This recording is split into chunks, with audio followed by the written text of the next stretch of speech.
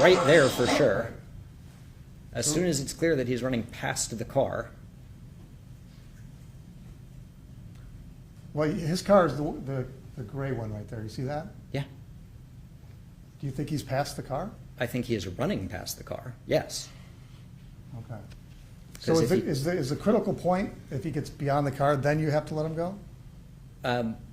The critical point is don't create a tactically disadvantageous situation by putting a potential assailant who has access to the car and everything in it that hasn't been cleared yet, that might have evidence in it or weapons in it or whatever. Don't put that at your back.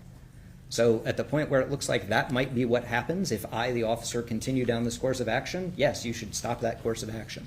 Okay, so he should have let him go at this point. When you say let him go, he should have not continued to chase him on foot. He should have directed his attention to the passenger. That gives him a pretty high likelihood of identifying the guy who just ran away, assuming he hadn't identified him yet. And that means you can always go and get a warrant for him. So let him go. No, the law will catch up to him. It just may not be in this 5-minute period. You're making some assumptions there, right? Yes. Like the passenger knows his last name, right? Yes. And that he has some ID, right? You're making that assumption that... No, he doesn't have to have ID. If the passenger knows who he is, then you can start your investigation that way. What if he doesn't know who he is? It is possible that he gets away. But what is foreseeably likely to happen is you will probably identify him and catch him later. Now, might that not happen? Might he actually get away? Sure, that's possible.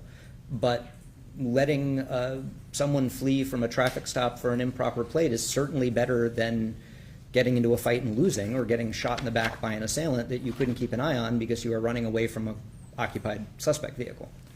So officers should maintain visual or physical control over their operational space. Yes. Okay. And you would agree with me that Officer Schurr at this point does have visual control over the space? Not for more than about half a second longer. So if he stopped there, I'd be fine. Okay, so this is actually fine? If he stopped there, I would be fine. The problem starts when he's running past the occupied suspect vehicle. All right. And the concern is that the passenger is going to get out and jump on the officer, right? That's one concern, right? There's also concerns about evidence that may be in the car that you may be losing because you're chasing the guy who doesn't have the evidence on them. There's concerns that the passenger may decide to slide over into the driver's seat and just leave with the vehicle, taking everything that's in the car away. You're presuming that there's evidence in the car that would be interesting to... We don't know.